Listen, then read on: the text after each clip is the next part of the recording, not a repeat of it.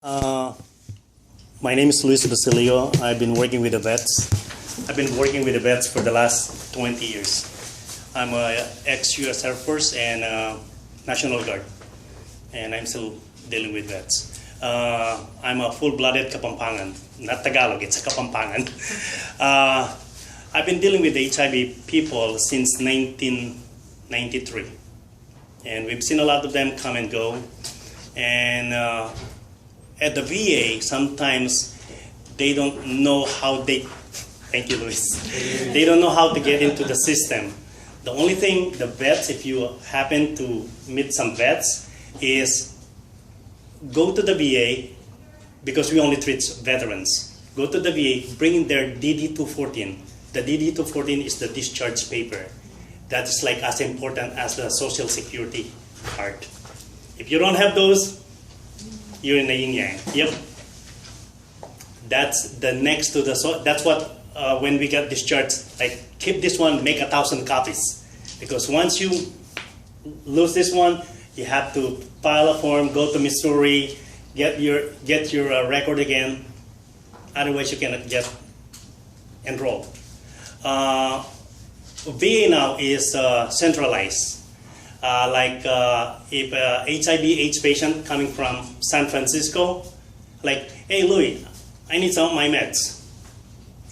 The first thing we ask the vets is, are you enrolled to the VA? They have to enroll to that VA that where they're going. Not only from their San Francisco, we have to still see them there. So once they enrolled, we have a remote access.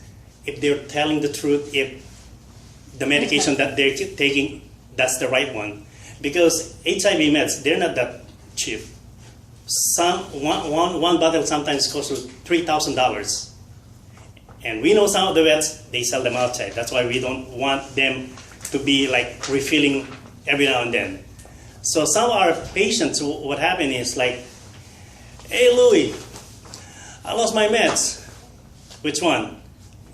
Okay, you haven't been seen in our clinic for a long time. What I do is I'm gonna advise the doctors, hey, or there's this labs, we will see you in 2 weeks, because most of the time the viral load will not be coming out in less than 7 days. T-cell count, which is the lymphocytes, they'll be out in 3 days. So what we do is, before, they just give them 1 month, and then the patient will not even show up. Now, I suggested to my boss way back in '95, hey, if these people keep on doing this one, we're going to be losing money, even though they're federally funded. Each patient at the VA are funded, at least probably 45 grand per patient. They only pay a co-payment of $7 or $9 if they qualified onto that, what they call income threshold. Income threshold means to say they have like no more than $12,000 a year income. Yep, you're right. Yep, they have to pay. Not unless, just like our patient, we are their primary care provider. The other one is, some of them, they're drug seekers.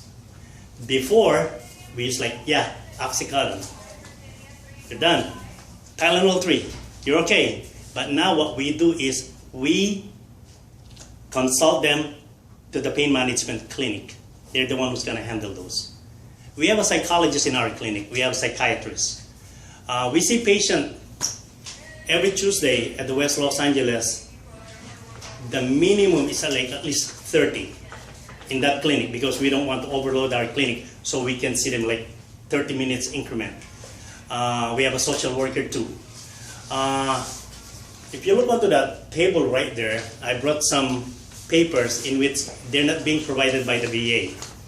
Those were given to me by our patients. Sometimes they come in, hey Louie, I need this diagnosis form, like an APLA form, the one I told you, Luis. Some of the services at the VA, like for example, a patient needs a dental care. The VA, any VA, they will not provide you with dental care, not unless it's an emergency, or you are service connected through dental, or you have 100% service connected. Otherwise, it's going to be expensive. I heard one time that one patient walked away from the dental because they're being charged for $400 just for one tooth extraction. At the APLA, they will bring the form to me, and then we will order an X-ray and a TB test. That's what the requirements for the APLA, the AIDS Project Los Angeles. Then they can take care of the dental care at the APLA. The other one that asked me about the Project Angel food. Those are not the VA form. Patients, same way. They're bringing those forms to me, and I'm just trying to help those homeless, especially homeless patients. They say they're homeless, but they're not actually homeless. They're just jobless, but they have a place to live. Like the CHIRP LA, remember? CHIRP LA is one of the projects for the VA. Also, they bring any form. They bring them to us. We fill them up. That's how the way we help them. The other thing is the transportation, the bus pass. You can get those. The patient's going to bring them to us. They have the discounted fare. The other one is the smoking cessation. We also encourage our HIV/AIDS patients to stop smoking. They know me. I've been working with them for the last 23 years. Don't use drugs, take your medication. That's what I always advise them. Any questions? Sorry. So the West LA office or hospital by UCLA is the only HIV clinic? No, or? I'm sorry. I'm gonna send that one to Luis next time on my email. We have some. We have West LA. The clinic there is only on Tuesday afternoon. Purely HIV/AIDS patient. We have Friday morning at West LA from 8:30 to 10:30. Those are mixed, infectious disease and HIV/AIDS patient. The only time we offer those patients is, like for example, some of them they go to school at nighttime, or some of them they work at nighttime, like night shift. We have one also at Sepulveda VA. The clinic is being held on Wednesday morning from 8:30 to 10:30. We have one here in downtown Los Angeles on Los Angeles Street, East Temple. That one is being held on Monday morning from 8:30 to 10:30. What we do with the patient is what I ask them, like, hey, you live close by to Culver City, do you want to go West LA? Oh, I work in downtown. It's easy for me to access downtown. I always give them the option. We do have telemedicine. The telemedicine, what it does is, like, for example, we have like 80-year-old patient who lives in Santa Barbara or Santa Maria, in which the travel is not good for them. Then we will schedule them with Dr. Graber, one of our HIV specialists. He's one of my attending. He's very good on that. So what we do is we schedule the patient at Sepulveda, but he doesn't need to go there. He will go to Santa Maria or Bakersfield, wherever he is enrolled. Then they will communicate through conference television. So can you walk us through? So if we test someone who then tells us that they're a vet, and we ask them what questions to know whether they're eligible for your service, and where do we send them? Would we send them directly to you? Is there a central number? Like, I think that's the piece where. Yeah, they can go any VA. They enroll themselves. Even Long Beach VA, they see HIV patient. Okay. But most of the patient from that side of Long Beach, they go to West Los Angeles. They rather prefer to see me or to see our doctors rather than going on that side. But we do have the same kind of rotation. Louie, I think what he's trying to ask, have you explained to me when I refer that patient?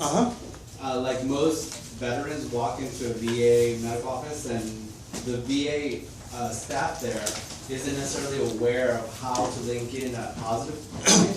So you told me how to talk to my client and guide them. Yeah. To tell them what to say and where to go. Yeah. What it is, sometimes some patient is where, when they go to the VA, like for example West LA, they go in there. They will tell them, that they are HIV positive right away. They'll see their doctors. The first thing when a patient comes into the VA is when they come into, like, I need to see somebody. Obviously, they will reroute them to the patient care area, which is the PACC. And then, by the time they sit down with their doctors, like, so why are you here? Oh, I'm HIV positive patient, I'm like this and like that. Then, they will send us a consult. Or, if the patient already, like, hey, I need some of my Truvada, I need some of my Calitra, then, people, even at the ER, they know my name. They call me, hey Louie, I have one patient for you. So they'll go straight to my office. And then I will call one of the PAs, which is there's on standby. They will see the patient. We will order all the Western blot, antibody, CD4, even though they say, like, here's my paper. I'm an HIV positive guy. We will not take those. We will take those records, but we will still have to test them, even though they've been tested already at the VA San Francisco or VA New York. We want a database for our own. So when the patient comes in, like, we know the new results of the blood work. So having said that, even our patient, when they come into the ER, they will stop right there. They will only see our patient. I keep on advising our patient. They only see them there at the ER or urgent care if their limbs are falling, if they're having a heart attack. Because once they see our own patient, log into the computer, they'll see my primary care provider, Dr. George, Dr. Bin Howard, Dr. Getz, Dr. Schwartzman, Dr. Hackey. They will stop right there. Hey, Louie, I have one of your guy. Send him up here. Then we'll take care of them. So I guess my question is, so if one of a tester at Children's Hospital tests the young person, in the course of the conversation, they say, I'm a vet, and they have a DD-T14. DD-214. What's the best way to bypass what you just sort of explained? Can they just call you and link? They can call me, but I still have to tell them, go to the business office to enroll themselves. Okay. That's the what do they call the main gate. Okay. You have to enroll yourself to the business office. It's right at the very front. And giving them the test result has no bearing, it sounds like, because you're going to retest them? We will retest them. Okay. We will take those medical records, we will put them on file. The other one's going to go to medical records room. But still, we will order the antibody, the Western blot. Then we will let them know when they come back. Like, yeah, here's your result. Here's the viral load. Here's your T cell. Because sometimes, just like, I will not mention names, one time, like, oh, he put it in national television. I'm virus free. No, he's not a virus free. Magic Johnson. He's not a virus free. His viral load is just undetectable. When they say not undetectable, means to say they're like, probably you know about that. It's minus 50 folds. But once a patient, I don't know if you know about this one. Once a patient, his T cell count goes to less than 200, that's the time they will be categorized as AIDS patient. And even though they're gonna bounce back to 900, when they put those things on the notes, they said HIV AIDS patient. More question? I know you got I'm more. looking back here because I keep asking questions. Yeah, no problem. Hey, I'm here. I took a day off just for this one. Great. So I have one more question. You mentioned copay. So vets have to pay a copay, and what happens if they can't pay the $7? That's the thing with them. Some of the vets, they go to the VA. They have Kaiser. They have another insurance. Then when they enroll at the VA, those person, they're going to ask, like, do you have another insurance company? That insurance company will be billed. They don't want to co-pay through the VA. That's the hard part for the veterans sometimes. Hey, I served. I did serve too, but I have to pay. The co-payment for the medication, not unless you're 100% service connected. I do believe it's $7 or $9 per prescription. My understanding is when we are your primary care provider, they will not charge you for a co-payment visit. But any other clinic, they will charge you if your income goes over the threshold. They have a threshold, they have like ABC. Business office will explain that one to you. If you want to get like what is the threshold, what's the criteria of being qualified, you know. That's the hard part for the patient sometimes. You know, how about if I only make $13,000 a year? Then you go over the threshold, what they're talking about, $12,000. Then you still have to pay the co-payment. So what happens if a vet wants to receive their HIV care outside of the VA? It's up to them. It's not mandatory. No. They have to go to the VA. It's not mandatory. Because I heard that 40% of the veterans that are eligible will access the VA. Still, majority access it through other forms of whether they have employee insurance or other. But not programs. Medi-Cal or. Wasn't there something that I was saying last time? Yeah, somebody was saying that Yeah, he said something because along Ryan those White is the payer of last resort, Uh-huh. if you're